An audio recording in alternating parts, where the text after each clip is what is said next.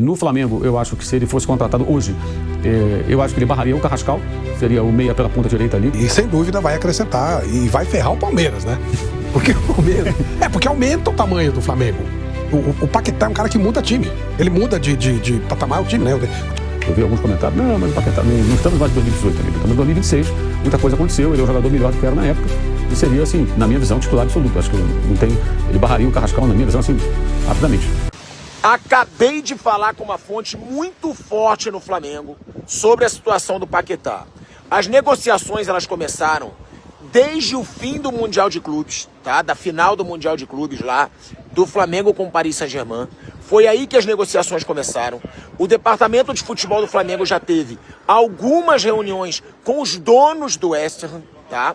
E a mensagem que foi me passada é que o Flamengo tem sim otimismo.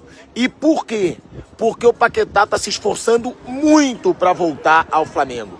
A informação é de que seria impossível a negociação se o Paquetá não tivesse com tanta vontade. O Paquetá está fazendo muito esforço diante dos donos do West Ham, pedindo para sair, dizendo que ele quer voltar para o Flamengo, e por isso o Flamengo tem muito otimismo. Essa é a notícia. O Flamengo tem um teto ali que chega a 40 milhões de euros. Paparazzo Rubro-Negro, que é meu amigo, trouxe a informação que o West Ham já poderia aceitar até 43 milhões de euros, então está chegando perto de um teto do Flamengo. E a notícia é, o Flamengo está sim otimista, dentro do futebol do Flamengo, tem muita esperança, e a resposta é que é impressionante a vontade do Paquetá de voltar. Que ele está fazendo muito esforço e que isso é determinante para as negociações estarem continuando, porque senão já teriam sido aí encerradas, tá? Tô aqui, tô viajando, tô em Courchevel, na França, esquiando de folga, mas apurando, trazendo as notícias aí dessa situação do Paquetá, que se for contratado para mim, é o maior nome dessa janela de transferências. O Flamengo quer contratar o jogador. Esse movimento começa, dessa vez, por parte do atleta, né? Ele deseja voltar ao futebol brasileiro, quer sair da Inglaterra, e aí o Flamengo se propõe a pagar até 40 milhões de euros para contar com o Lucas Paquetá, que tem 28 anos. Havia uma especulação sobre o interesse do Tottenham, que alguns veículos na Inglaterra até estavam dizendo que não procedia. Contrataram também o Gallagher, né? Então... contratação de outro jogador para o setor de meio campo não parece fazer sentido agora o Tottenham tentar o Paquetá.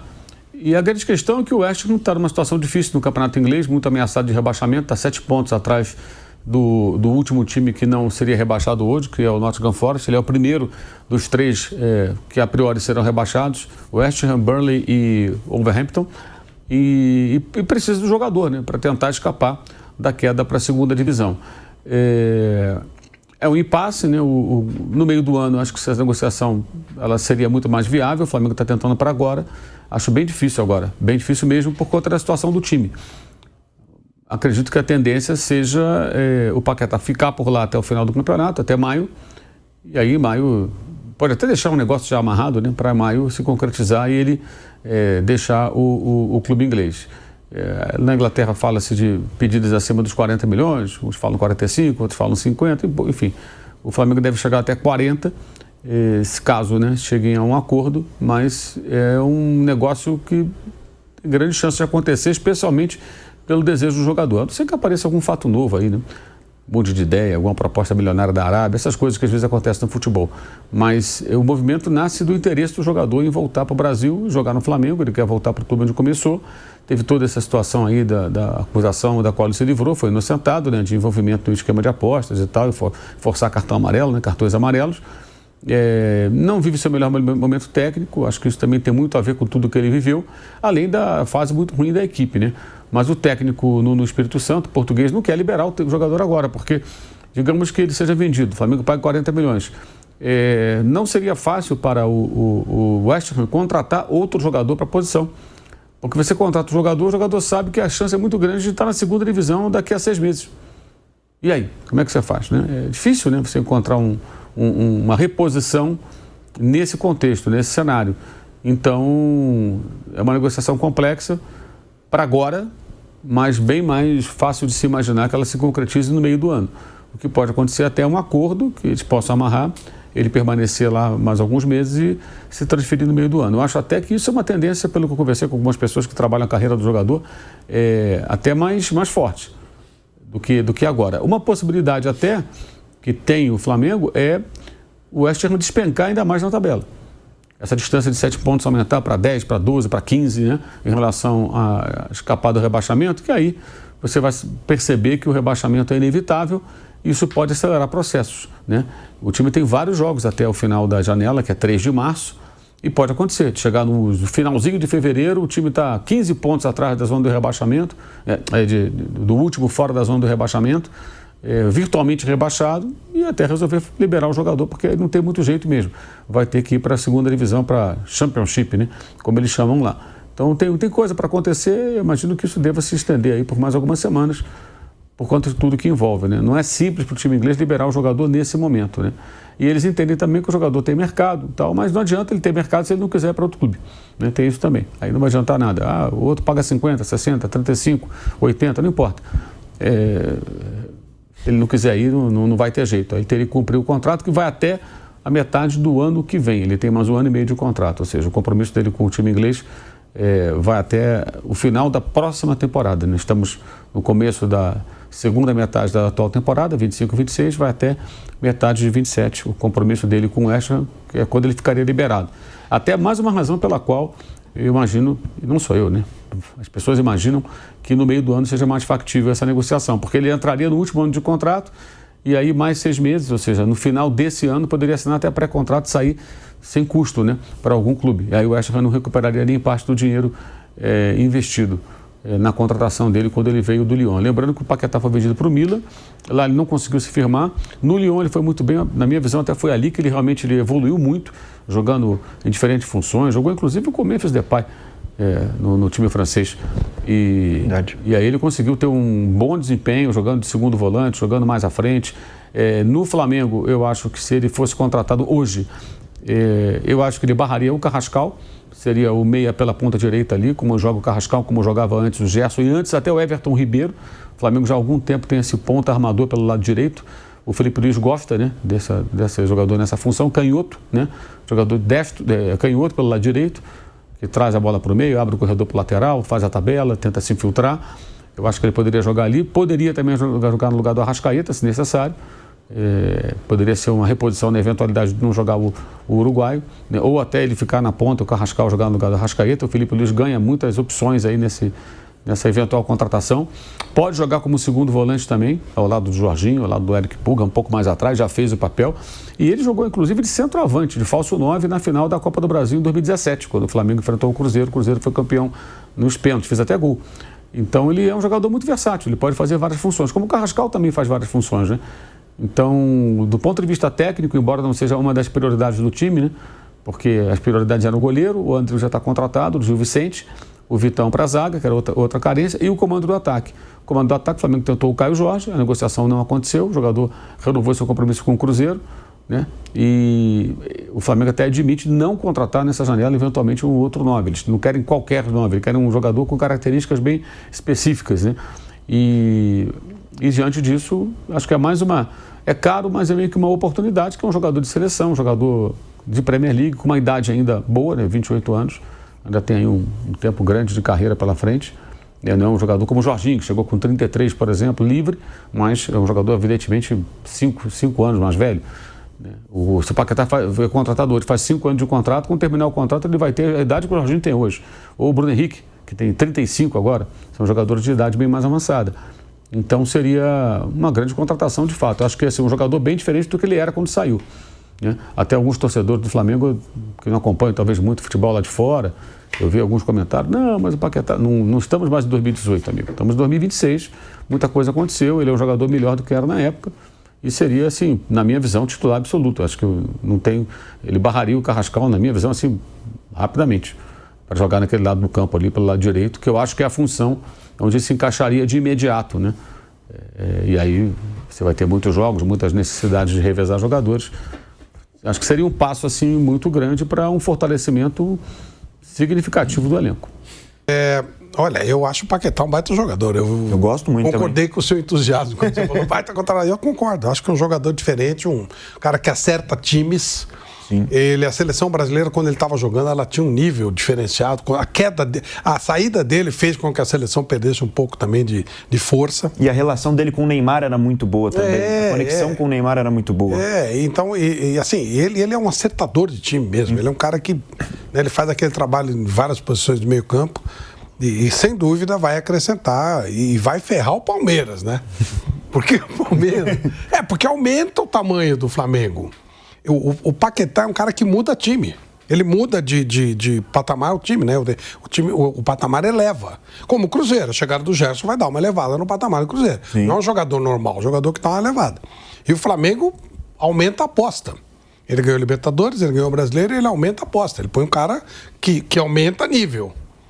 Quer dizer, qual é o grande adversário em tese do Flamengo? O Palmeiras.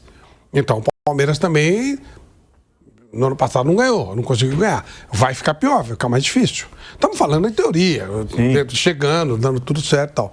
Mas acho que é uma aposta e tanto. É um jogador, olha, se der certo, vai ser bom para todo mundo, inclusive o futebol brasileiro, menos para o Palmeiras, né? Palmeiras vai ficar mais apertado, vai ser mais difícil. Com o Paquetá, o nível do Flamengo sobe muito. Sobe muito. Tem uma diferença, Boni, do Flamengo para o Palmeiras. Assim, o Flamengo ele tem buscado, em alguns casos assim, jogadores que fazem mesmo diferença. O Palmeiras contratou uma quantidade de jogadores. Quais os jogadores que o Palmeiras contratou que você fala assim, esse cara é diferente?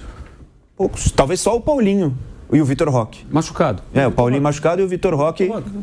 Então, o Paulinho aqui dentro do mercado nacional. Tirando o Vitor Roque, na minha visão, que eu acho que é um centroavante acima da média, são vários bons e ótimos jogadores, mas você não encontra muita gente assim. Um Jorginho, qual é o Jorginho do Palmeiras? Um cara que já foi finalista do Prêmio Melhor do Mundo, jogador de seleção, da Itália e tudo mais, jogador titular do Chelsea, titular do Napoli, titular do Arsenal por muito tempo, jogando em times importantes na Europa.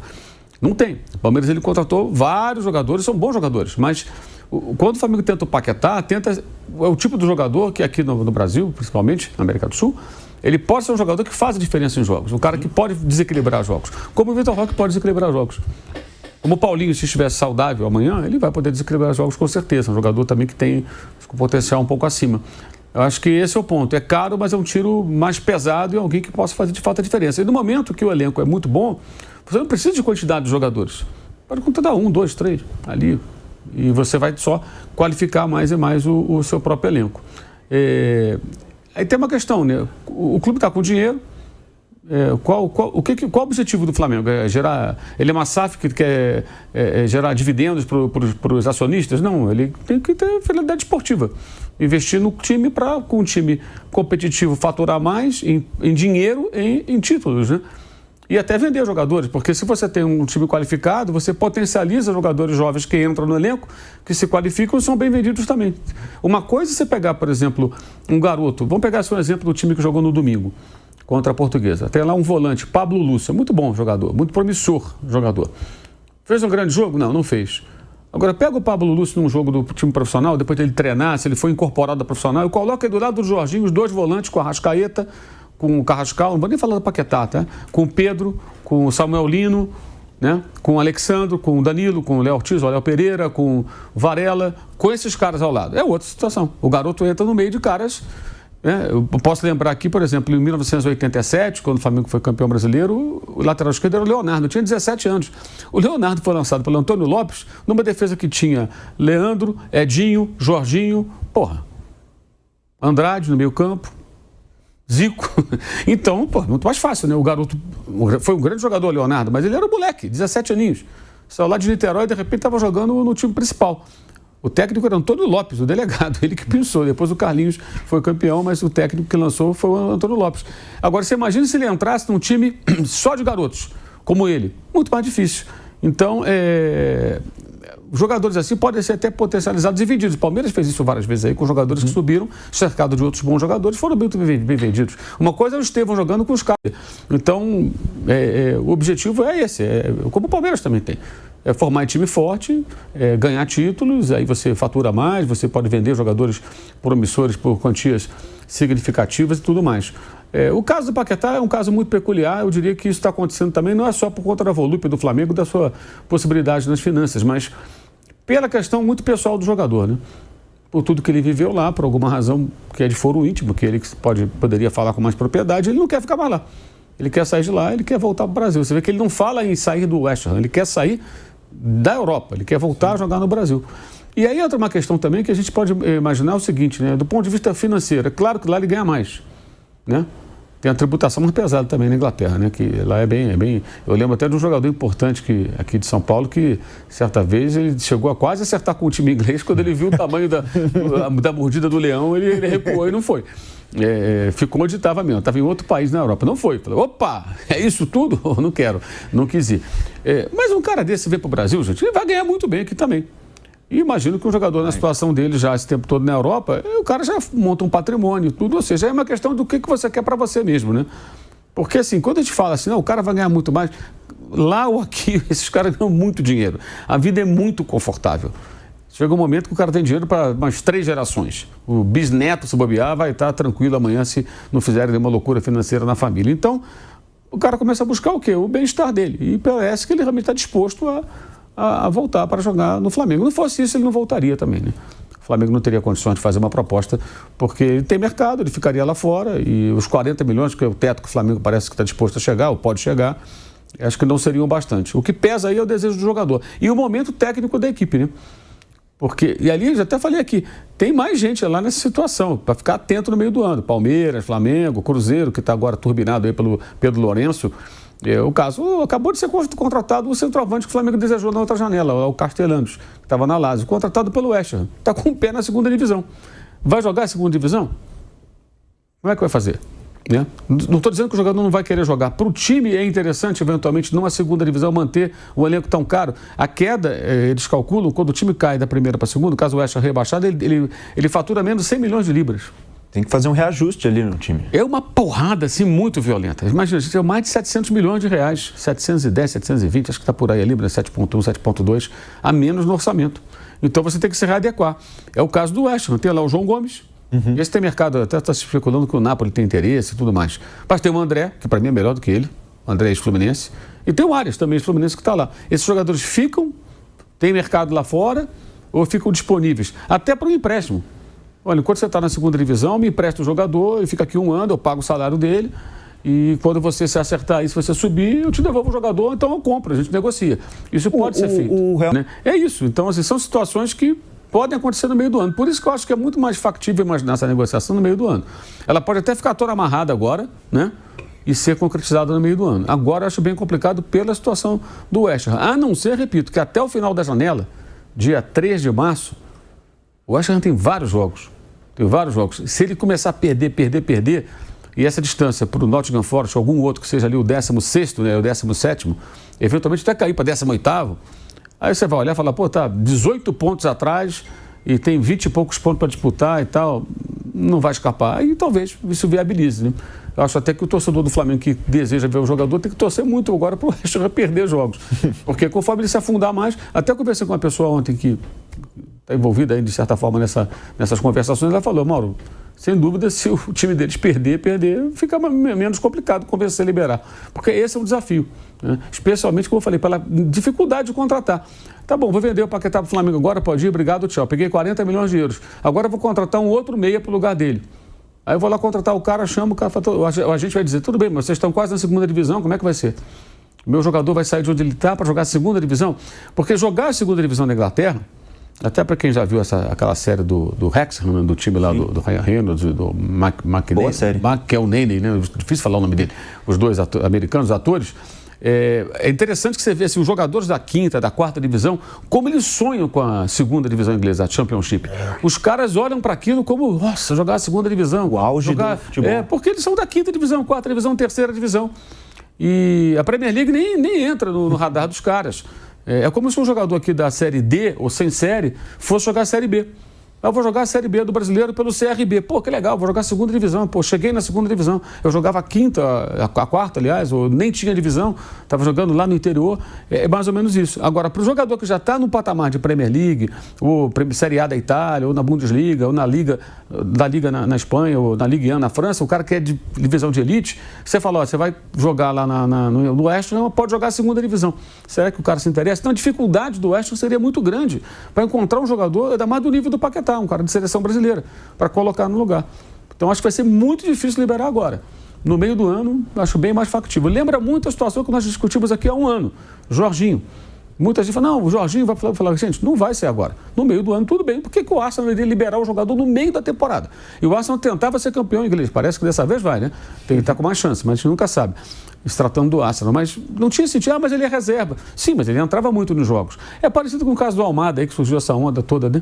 Então, o Piperna falava sobre o Almada. O Almada joga quase todos os jogos do Atlético de Madrid, gente. Quase sempre ele sai do banco. Né? Criou-se uma fantasia de que ele precisa de minuto nenhum, já está mais do que incorporado, é titular da Argentina. Ele virou titular da Argentina. Então, assim, é difícil repor, né? Por exemplo, o próprio Almada, imagina se o West Ham quisesse contratar o Almada, ele chegasse lá com 40 milhões e mais uma grana e falasse, olha, eu quero comprar o Almada Atlético. Aí o cara vai pensar, pô, legal, vou jogar a Premier League. Pô, os caras estão com o pé na segunda divisão. Por quanto tempo vai jogar a Premier League? É o caso do Castelano, saiu da Lazio, e pode ser que o time dele seja rebaixado. A não ser que tenha algum acordo, né? Porque às vezes pode ter um acordo. Ó, se cair, vocês liberam um jogador para jogar em outro time, facilitam a saída. Pode também existir algum tipo de acordo na contratação, que acho até bem provável. Um agente esperto faria constar uma cláusula do gênero, né? Então, acho que é isso. O jogador mais provável vir no meio do ano do que agora. Mas tem essa diferença, eu acho. O Palmeiras, acho até minha opinião, acho muito pelo perfil da comissão técnica do Palmeiras. Gosta mais de jogadores com esse perfil do que caras mais, digamos assim, técnicos. A exceção talvez seja o Andrés Pereira, que é um jogador do nível... Mas também não adianta também o Andrés Pereira para a bola ficar passando lá pelo alto, né? Como vimos lá em Lima, a bola passando pelo alto, sendo da zaga direto para o ataque, aí se vira aí e não passava tanto pelo meio campo. Então acho que tem essa questão também de perfil, que esses dois times, que são os times realmente dominantes do Brasil, né? O Cruzeiro é o que tenta penetrar agora, como já houve Botafogo na SAF, já houve a pré-SAF do Atlético Mineiro, agora é o Cruzeiro. Mas os dois que estão aí sempre dominando, contratando e sempre muito fortes são Palmeiras e Flamengo. Ah, o Palmeiras não ganhou nada no passado, o Flamengo também não ganhou nada em 2023, isso acontece. Mas vai voltar a ganhar, claro que vai voltar a ganhar. O Palmeiras vai voltar a ser campeão, o Flamengo vai estar sendo campeão.